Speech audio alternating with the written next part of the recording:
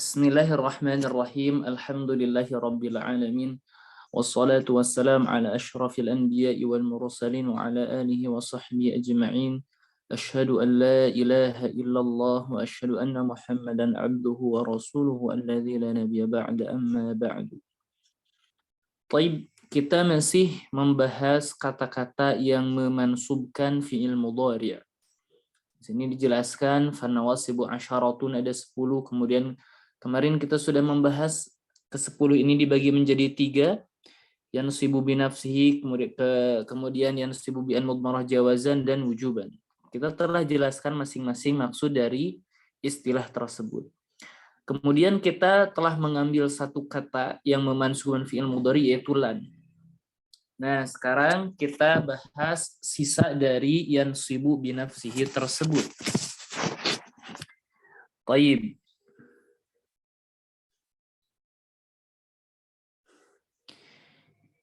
Huruf yang kedua yang menasabkan fi'il mudhari'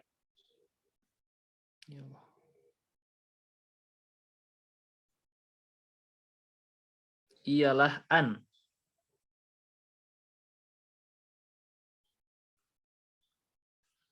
Jadi kalau ada lan dan an, kita pastikan fi'il mudhari' tersebut mansub ya. Dan an ini adalah harfu nasbin wa masdarin. Harfu nasbin wa masdarin. Pertama, dia itu disebut harfu nasbin, yaitu memansubkan ya, tentu. Wa masdarin maksudnya apa? Nah, ini perhatikan harfu masdarin. Jadi kan kalau kita pernah belajar ilmu nahwu, tentu di ilmu nahwu itu ketika ditasrif ada yang namanya masdar, yaitu tasrif ketiga ya. Misal jalasa yajlisu julusan. Nah, gitu ya. Jalasa yajlisu julusan. Ini fi'il madhi, ini mudhari', ini masdar. Ya. Nah, wa masdarin ini maksudnya fi'il mudhari'nya ditakwil atau dijelaskan ya dengan bentuk masdar. Ini ada yang kurang sedikit. Fi'il mudhari dan an-nya. Ya.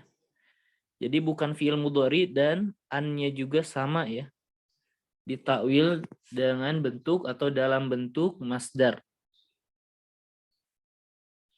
Itu maksud wa masdarin. Apa maksudnya? Kita ambil contoh langsung. Misal ya. Antasumu.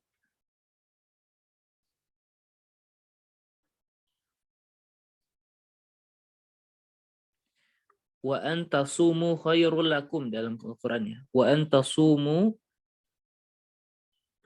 khairul lakum. Kita fokus ke antasumu. Pertama an, kita bilang harfu nasbin wa masdarin. Baik. Dia itu harfu nasbin memansubkan. Nah, ini tasumu. Tasumu ini adalah fi'il af'alul khamsah ya. Al-af'al al-khamsah kembali lagi kepada bagan.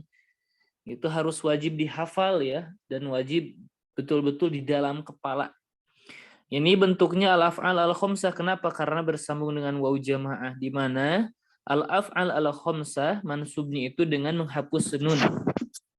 Maka kita bilang tasumu fi'lun mudhari'un. Kemudian kita bilang mansubun bi an. Ciri nasabnya apa? Wa alamatu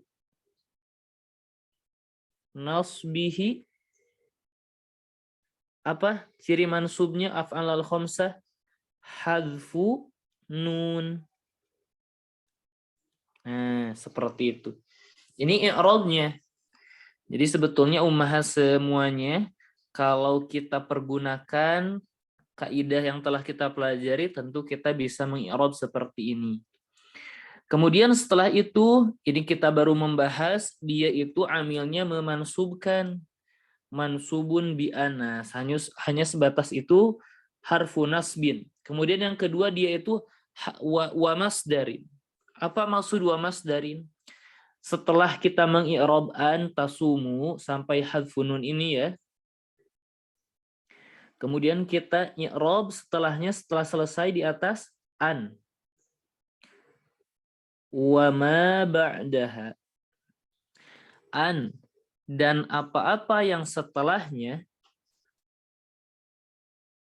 fi ta'wili al-masdar. Dalam takwil bentuk masdar. Jadi ditakwil ke dalam bentuk masdar. Bagaimana takwilannya? Tasumu, bagaimana tasrifan tasumu? Kita bilang tasumu itu dari kata soma yasumu sauman atau siyaman. Kita ambil yang kedua, siyam. Baik. Jadi wa, kita tulis lagi wawunya ya. Wa, nah, antasumunya kita bilang an wa ma ba'daha fi ta'wilil masdar ini. Jadi an dan sesudahnya itu ditakwil ke dalam bentuk masdar. Tadi apa masdarnya? Tasumu ini masdarnya siyam. Baik, kita tulis dulu siyam. Siyam ini kita lihat, oh ini yang atas belum selesai, lupa ya Ana ya. Kemudian setelah kita bilang hadfun nun, kita bilang wawunya wal wawu dhamirun, dia itu dhamir muttasil yang bersambung. Kemudian dia hukumnya mabni, tentu seluruh dhamir hukumnya mabni. Dhamirun muttasilun mabniun ala sukun fi mahalli raf'in, dalam keadaan atau dalam kedudukan rafa. Kenapa? Sebagai apa? Fa'il. Nah, setelah itu an wa ma ba'da fi ta'wilil masdar, kemudian takwilnya tadi belum selesai. Tasumu wa antasumu, wawunya kita tulis lagi antasumu, ingat an dan setelahnya ditakwil menjadi masdar. Soma yasumu masdarnya siyam, kita tulis siyam. Kemudian tasumu ini manakah fa'ilnya? Kita bilang fa'ilnya wawu. Dan wawu ini untuk apa? Domir yang mana? Wawu ini untuk domir antum ya. Atau bentuk tasumu ini untuk domir antum. Asalnya tasumuna. Nah, fa'il dari tasumu, jadi asalnya kan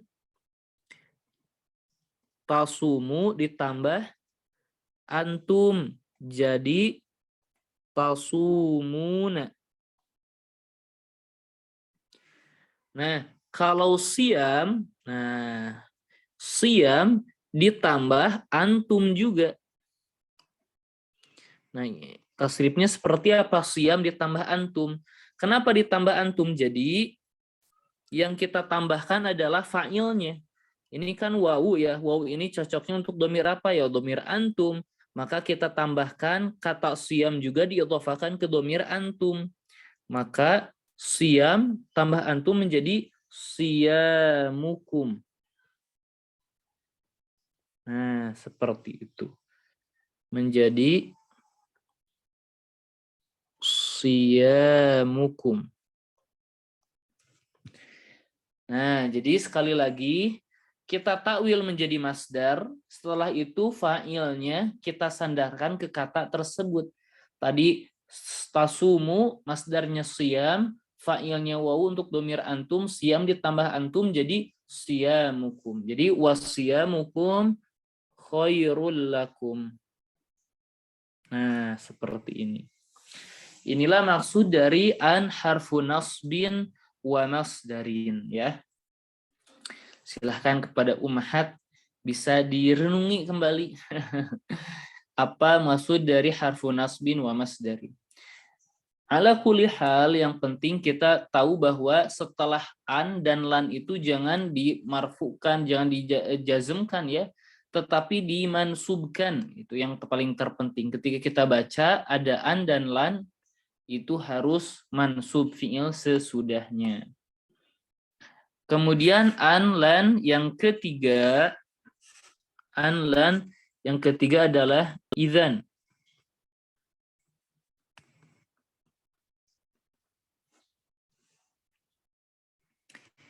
Setelahnya adalah idzan.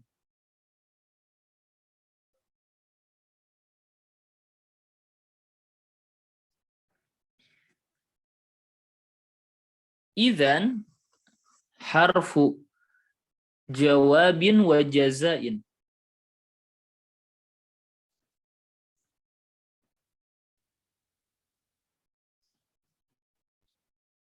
Harfu jawabin wa jazain.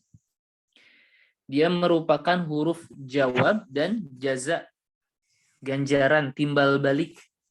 Nah, nanti kita akan jelaskan satu persatu. Harfu jawabin maksudnya memang idzan ini terletak setelah kalimat atau berita tertentu atau ungkapan tertentu ya. Misal, saya akan berusaha menghafal. Idzan tanjaha. Jika demikian tentu kamu akan berhasil. Jadi kan ada idzan, jawaban dari atau bentuk jawaban dari saya akan bersungguh-sungguh di dalam belajar. Itu jawab.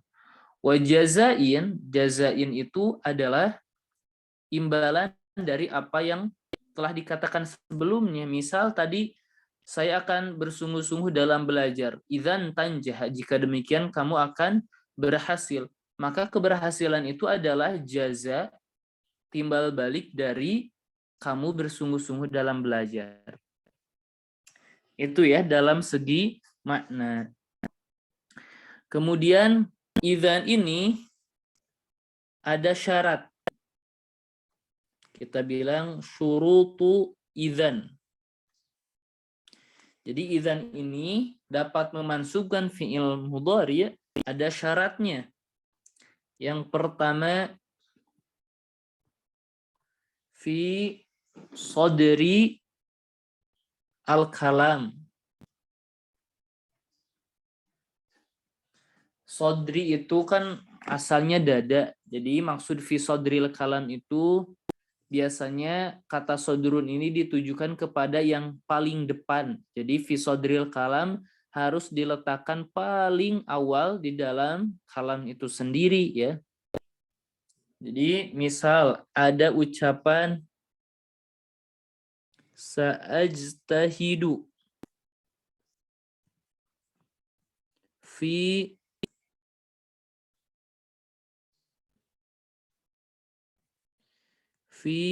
durusi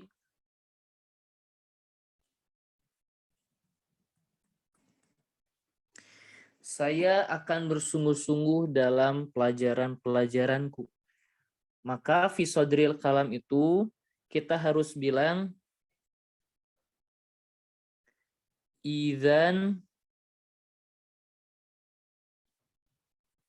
tanjaha, harus mansub ya.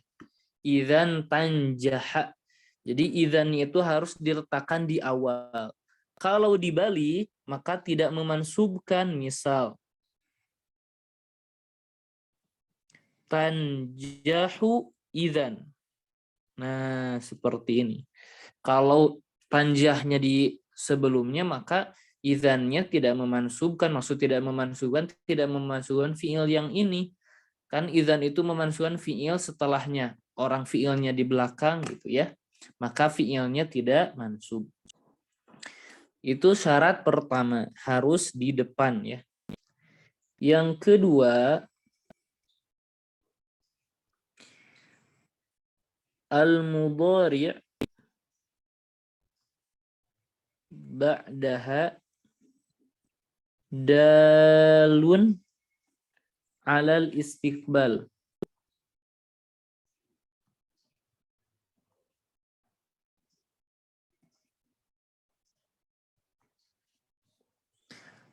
Fi'il mudhari setelahnya, yaitu setelah idzan, dalun harus menunjukkan alal istiqbal, waktu yang akan datang. Jadi kan fi'il mudhari itu menunjukkan sekarang dan yang akan datang. Nah, fi'il mudhari itu harus menunjukkan yang akan datang. Kalau sekarang dia itu tidak memansubkan. Contoh.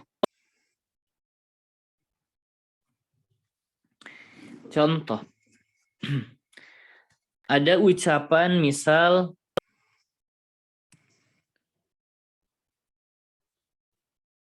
si A berkata ra'aitul ustadz misal. Ra'aitul ustadz. Saya melihat ustadz misalkan. Ada seseorang A namanya berkata ra'aitul ustadz di kelas itu. Kemudian si B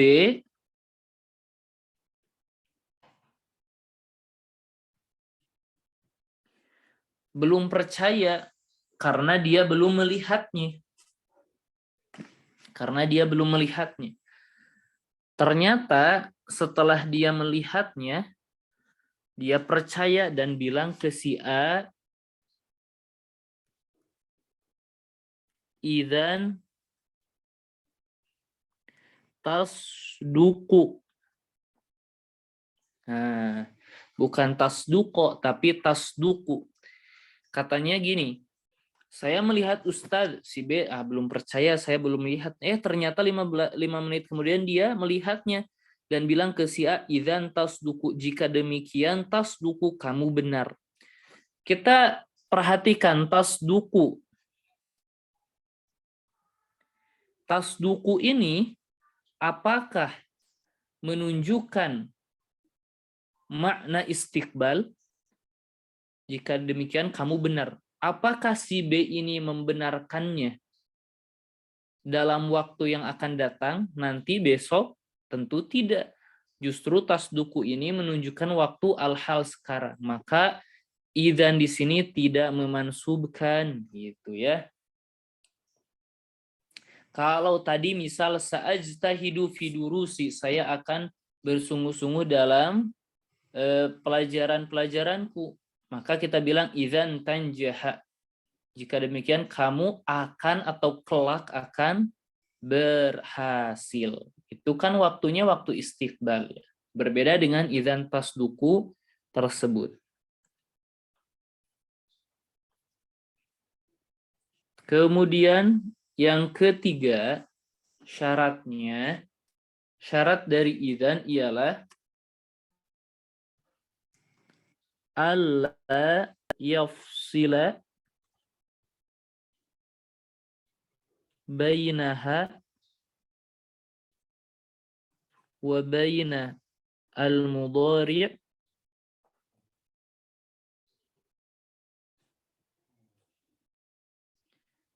bifasilin. Alla yafsila bainaha wa bainal, bukan ya? Alla yafsila bainaha wa bainal mudhari' fasilun. Ya.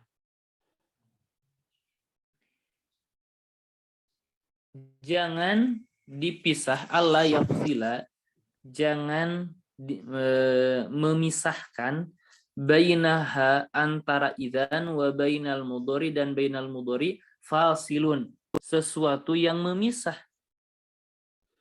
Jadi jangan kita bilang misal ra'aitu sa'ajtahidu fi durusi.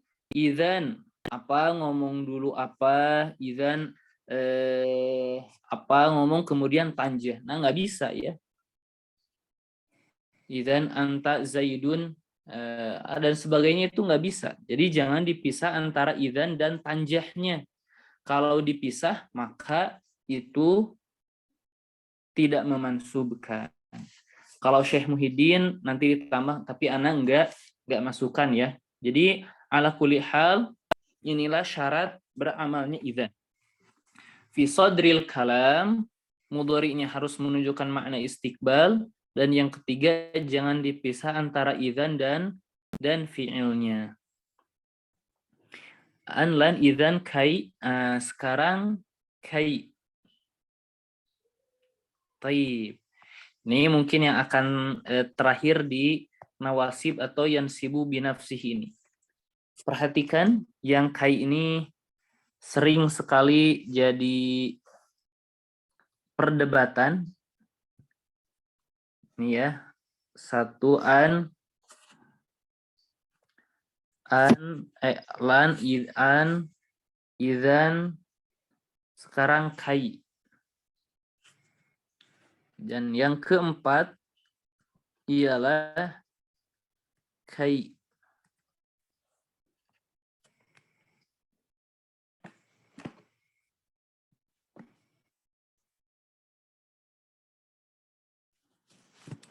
Kai ini sama seperti an ya. Ketika kita mengi'rab, yaitu harfu nasbin wa masdarin, yaitu memansubkan dan menjadikan kai dan sesudahnya itu, fi'il sesudahnya menjadi masdar. Sudah kita bahas ya. Kemudian kai bisa disebut harfu nasbin wa masdarin, ada syaratnya.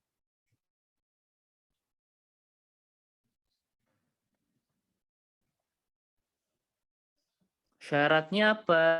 Yaitu an tataqaddamaha lamut ta'lili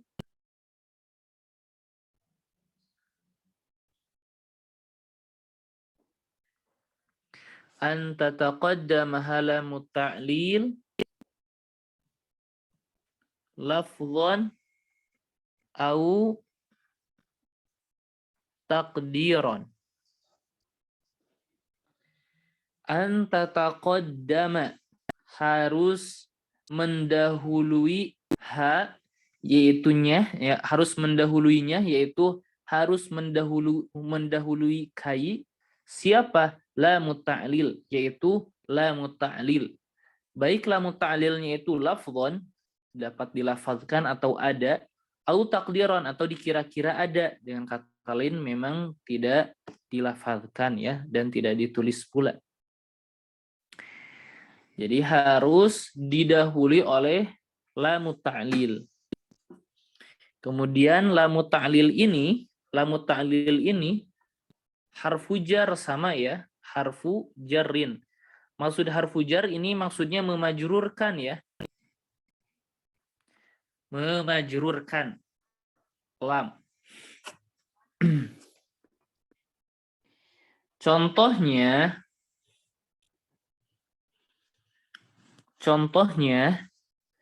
kita ambil contoh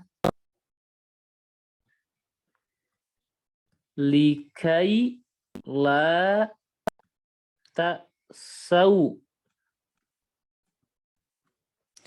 Likai la ta'sau. Ini contohnya. Lihat urutannya. Perhatikan ya, fokus. Lamnya, li itu adalah lamut ta'lil. Kita bilang lamut ta'lil itu juga harfu jarrin. Karena memajrurkan tentu ya. Kemudian kai kita bilang harfu nasbin wa masdarin.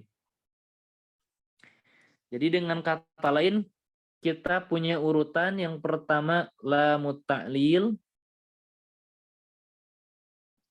kemudian kai itu harfu nasbin, berarti kita bilang nasib, yaitu yang memansubkan.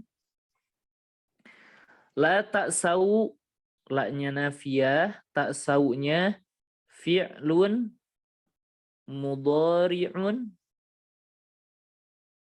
mansubun bi kai, ya.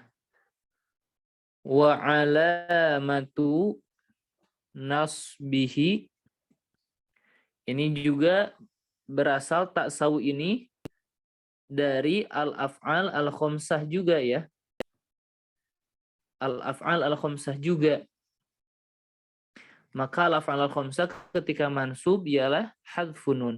Wa alamatu nasbihi hadfun nun, ya, seperti itu. Kemudian wawunya sama, ya, i'rabnya wal wawu dhamir muttasil mabni ala sukun fi mahalli raf'in fa'il, sama dengan yang atas. Jadi ini urutannya, fokus urutannya seperti ini, yaitu lamut ta'lil atau kita bilang harfu jar bisa, kemudian nasib, kemudian fi'il mudhari, ya. Ini urutannya. Kemudian itu yang lafzon. Ini contoh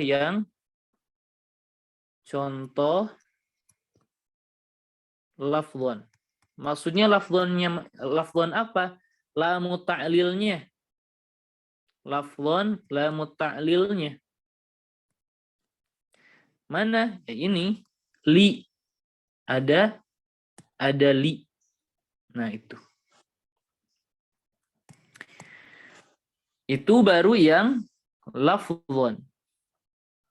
Sekarang yang takdiron. Contoh yang takdiron.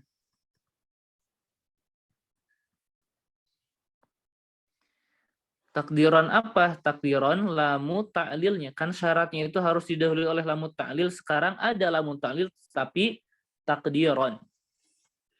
Contohnya misal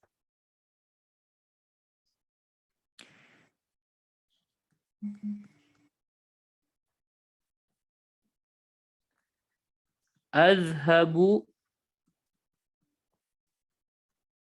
ilal madrasati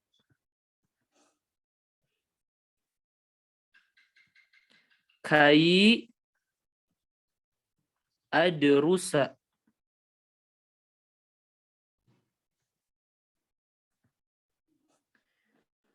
Saya pergi ke sekolah kai adrusa, agar saya belajar.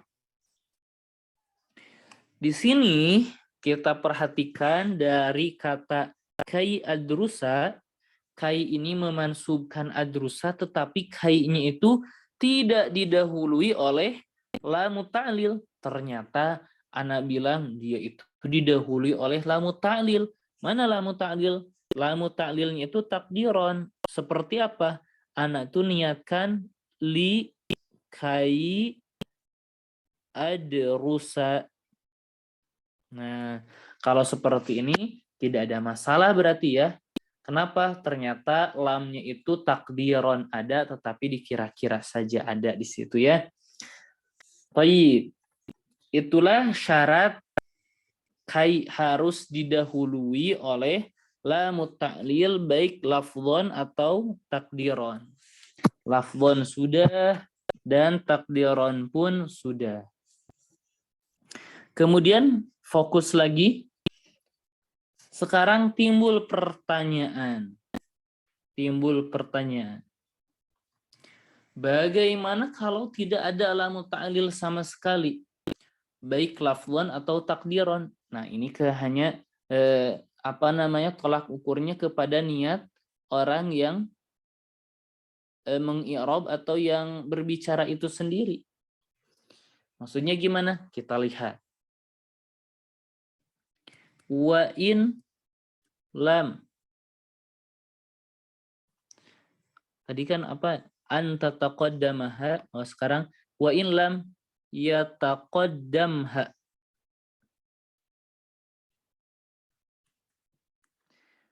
Dan jika tidak didahului kai itu lamut ta'lil oleh lamut ta'lil lafzan atau takdiron, baik lafaz atau takdiron, maka bagaimana kalau tidak mendahuluinya, tidak mendahului lamut ta'lil, tidak mendahului kai itu oleh lamut ta'lil, tidak secara lafzan atau takdiron. Apa konsekuensinya? Konsekuensinya ialah fa kai, maka kai itu sendiri berubah. Fakai harfu ta'lilin. Maka kai itu berubah, yang asalnya dia nasib atau yang memansubkan berubah menjadi harfu ta'lil atau harfu jarrin itu sendiri. Harfu jar yang memajrurkan. Kemudian yang kedua konsekuensinya wal fi'lu mansubun bi, dan fiilnya akan mansub oleh bi an mudmarah wujuban, dan fiilnya juga akan mansub oleh an yang mudmarah yang tersembunyi wujuban, wajib tersembunyinya, tidak boleh dimunculkan. Ini pasti agak bingung ya kalau yang pertama belajar. Ini harus beberapa kali diulanginya ya. Silahkan diulangi, videonya juga ada ya. Silahkan. Kita kembali. Wal fi'lu mansubun bi an mudmarah wujuban.